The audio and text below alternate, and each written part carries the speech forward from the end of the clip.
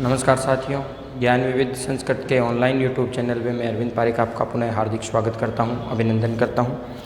कल के वीडियो में हमने महाजनपद काल, प्रभाकर वर्धन या जो पुष्यभूति वंश जो था उसके बारे में और हर्षवर्धन की जो शुरुआती जो बातें थी उनके बारे में अध्ययन किया था। आज हम हर्षवर्धन के बारे में पढ़ेंगे। तो आइए शुरुआत करते हैं।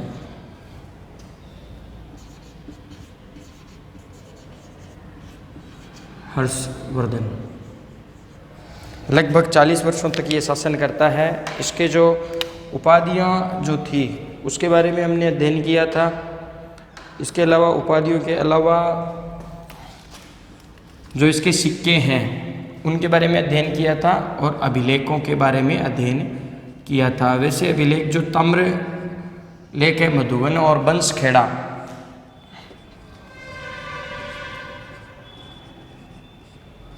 और बांस खेड़ा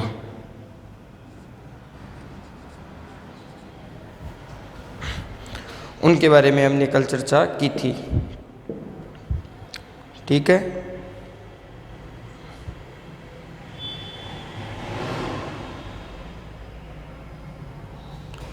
ये जो दोनों अभिलेख है इसमें हमें राज्यवर्धन की एक उपाधि मिलती है।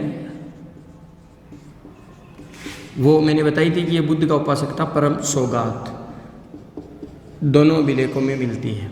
ये थोड़ा सा ध्यान में रख लेना। ये भी राज्यवर्धन द्वितीय की जो दोनों उपाधियां हैं वो परम सौगात थी और हमें किस में मिलती है? मधुबन और बंसखेड़ा जो अभिलेख है उसमें मिलती है। नालंदा से हर्ष की नालंदा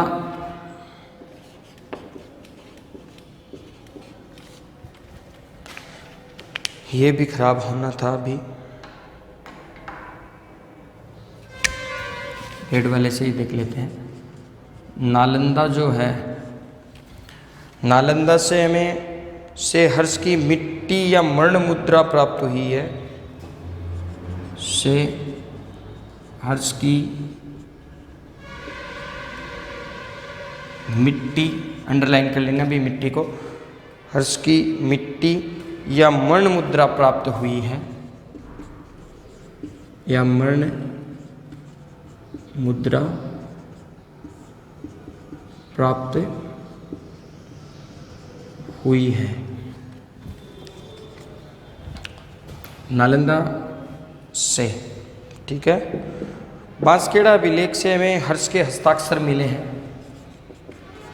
बांसखेड़ा जो अभिलेख है से हर्ष के हस्ताक्षर, सिग्नेचर या हस्ताक्षर किससे मिले हैं? बांसखेड़ा से। ये थोड़ा सा आप ध्यान में रख लीजिएगा कि बांसखेड़ा से हमें हर्ष के हस्ताक्षर प्राप्त हुए हैं। इसके अलावा प्रमुख रूप से अगर देखा जाए तो सोनपत जो है, हर्ष की ताम्र मुद्रा मिली है। सोनपत या सोनीपत जो है कहाँ पर है? हरियाणा में है ना। से हर्ष की ताम्र मुद्रा मिली है।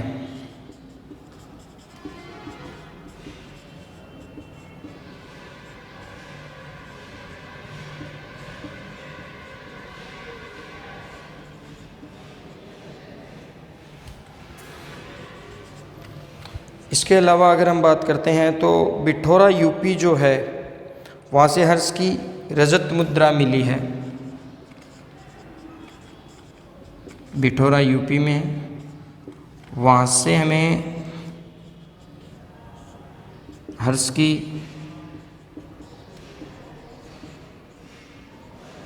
रजत मुद्रा प्राप्त हुई है। ठीक है, इन स्थानों का ये थोड़ा सा ध्यान रखना कहाँ से कौन सी मिली है। और जिस पर श्री सालदत्त का अंकन है, इस पर हमें एक चीज़ और मिलती है, श्री सालदत्त का अंकन मिलता है या अंकन है। ये अगर सीधा का सीधा पूछ लिया जाए कि भी श्री सालदत्त, अभी तक रीट में इस टॉपिक से एक भी क्वेश्चन नहीं आया है, लेकिन फिर भी हमें ये पढ़ना तो पड़ेगा। फर्रुखाबाद जो था वहाँ से हर्ष का स्वर्ण सिक्का प्राप्त हुआ है। फर्रुखाबाद जो था वहाँ से हर्ष का सोने का सिक्का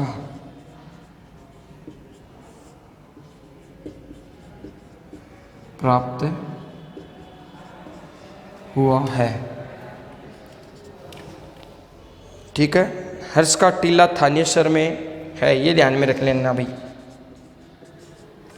हर्ष का टीला थानेसर में, क्योंकि ये सीधा का सीधा पूछा गया है एक बार कि हर्ष का टीला कहाँ है। जैसे एक बार पूछा गया था कि कंकाली टीला जो है वो किस से संबंधित है, तो जैन धर्म से। और ये हमें जो पुस्तक अपनी आती है, अपने पूर्व प्रधानमंत्री मनमोहन सिंह जी जो थे उनकी पुत्री की एक पुस्तक आती है, मैं नाम भूल गया उनकी पुत्री का, जिनकी पियर्सन पब्लिकेशन से पुस्तक आती है। तो उसमें एक चित्र दिया गया है, उसमें से सीधा का सीधा क्वेश्चन, ये कंकाली टीला वाला क्वेश्चन और ये वाला जो क्वेश्चन है चित्र से ही दिया गया है, तो उसमें से ये क्वेश्चन जो है वो पूछ लिया गया था। तो हर्ष का टीला कहाँ पर है? थानेसर में स्थित है। ये थी इनके सिक्कों की कुछ मुख्य बातें। फर्रुखाबाद से कौन सा मिला है हमें? देखो ये ध्यान में रखना, फर्रुखाबाद से हमें मिला है, फर्रुखाबाद से हमें मिला है सोने का, बिठौरा से मिला है अपनी रजत मुद्रा, सोनपत से मिली है ताम्र मुद्रा, इस पर बंसखेड़ा पर जो है हर्ष के हस्ताक्षर हमें मिलते हैं, और नालंदा से हमें मिट्टी या मण मुद्रा मिली है। राज्यवर्धन की एक उपाधि थी परम सौगात, वो हमें मिली है। बंसखेड़ा और मधुबन जो दोनों अभिलेख है वहाँ से मिली है। ठीक है,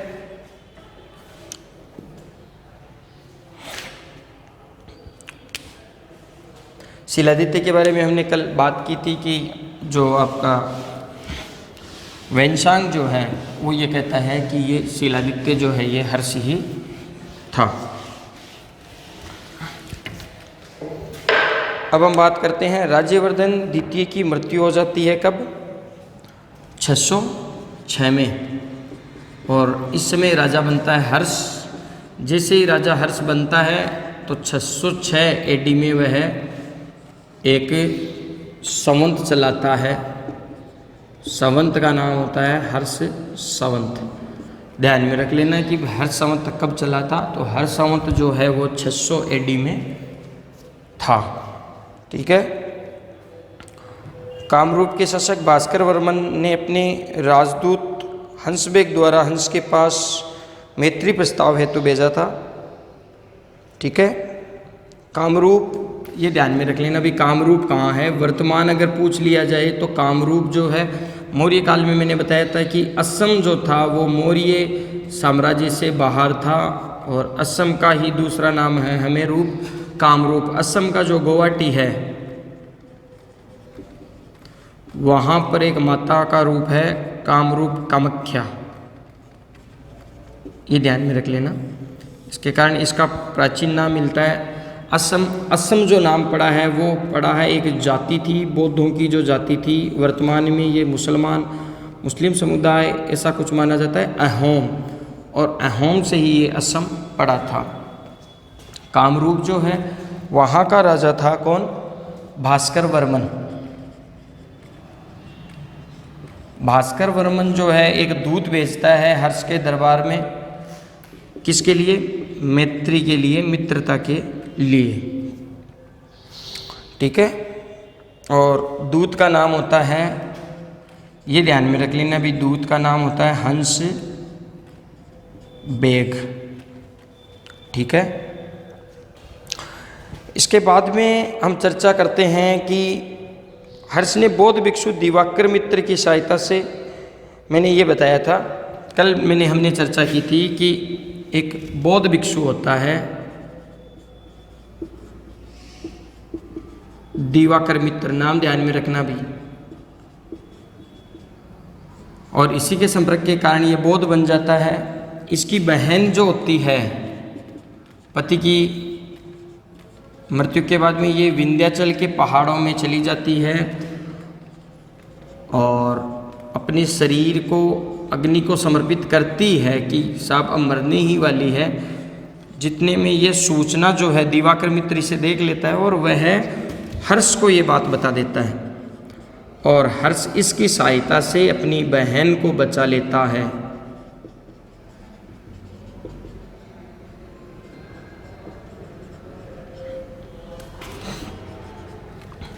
जब बहन को बचाता है तो ये इससे ये प्रभावित होता है और इसको बौद्ध धर्म जो है वो स्वीकार कर लेता है। बौद्ध धर्म का ये अनुयायी भी होता है, शैव धर्म का भी अनुयायी होता है।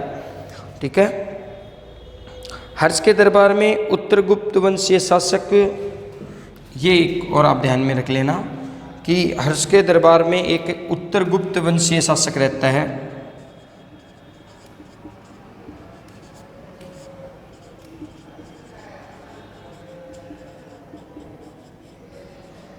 माधवगुप्त।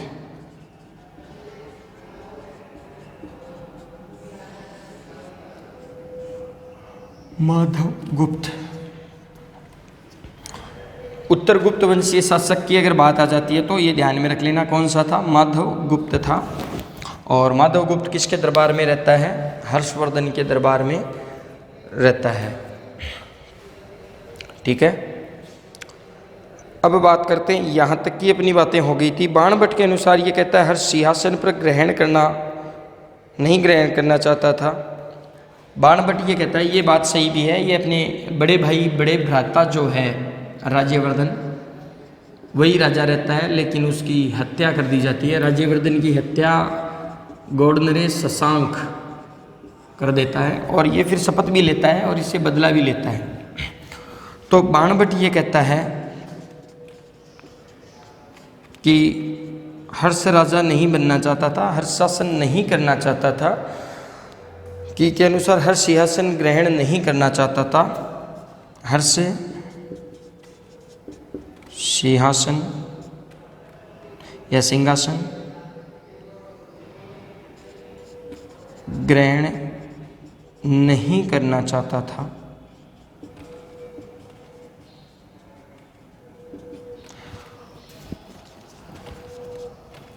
वेलसांग एक बात कहता है,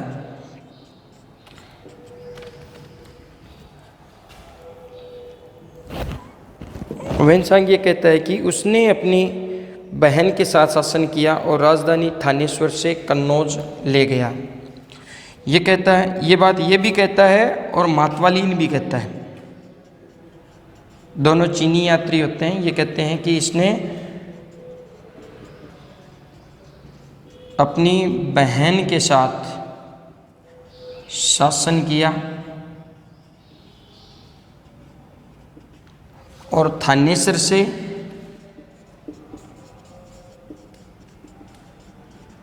अपनी राजधानी कहाँ ले जाता है, कन्नौज ले जाता है। कन्नौज का अन्य नाम मिलता है कान्याकुब्ज।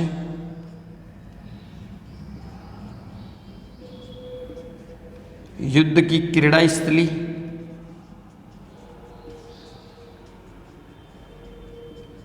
वहाँ ले जाता है और वहाँ दोनों बहन भाई जो है वो शासन करते हैं। अब हम बात करते हैं साम्राज्य विस्तार की।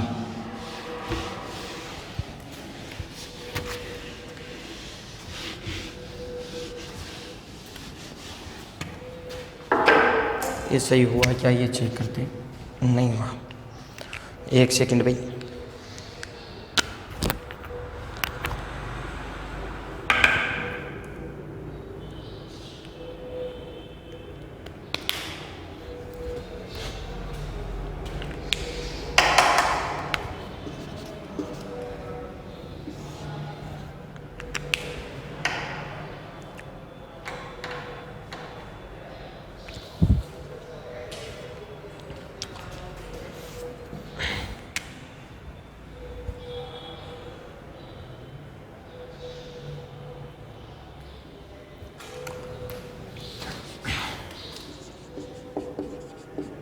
साम्राज्य विस्तार।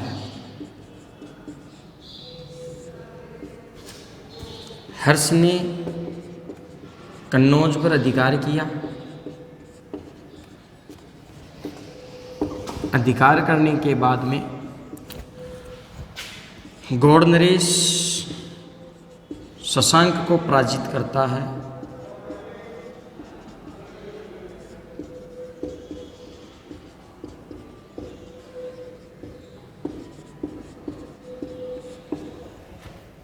गौड़ नरेश शशांक को पराजित किया। ठीक है।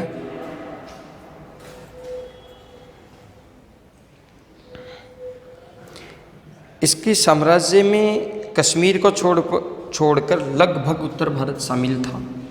अगर साम्राज्य की बात करते हैं तो इसका जो साम्राज्य था, एक को छोड़ दो, वर्तमान समय में पाकिस्तान से भी हमने ले लिया है, ये भी नहीं चल रहा है। आज थोड़ी अपनी कक्षा है वो भाई छोटी होगी क्योंकि पेन नहीं चल रहे हैं, बीच में हम डिस्टर्ब हो जाएंगे, इसलिए थोड़ा सा आप से मेरा निवेदन है कि आज ये अपनी जो फर्स्ट क्लास है वो 15 या 16 मिनट की होगी। बाकी की जो कक्षा है इसके बारे में हम अगली कक्षा में अध्ययन करते हैं, क्योंकि दोनों मार्कर जो है वो काम नहीं कर रहे हैं। अगर मैं लेने चला जाऊंगा तो दिक्कत ये हो जाएगी कि अपना जो वीडियो है वो ब्लैंक हो जाएगा, खाली हो जाएगा। अतः आज की जो कक्षा को हम यहीं अपना विराम देते हैं।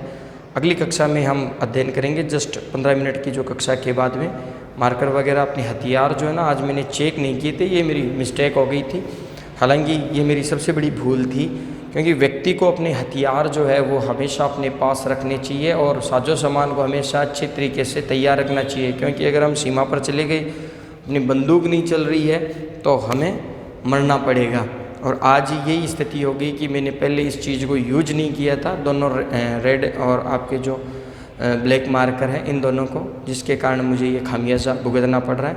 इसके लिए मैं आप सबसे क्षमा प्रार्थी हूँ, माफ़ी चाहता हूँ। अगली कक्षा में हम हर्ष का जो बाकी की जो बातें हैं उसके बारे में अध्ययन करेंगे। तब तक के लिए धन्यवाद।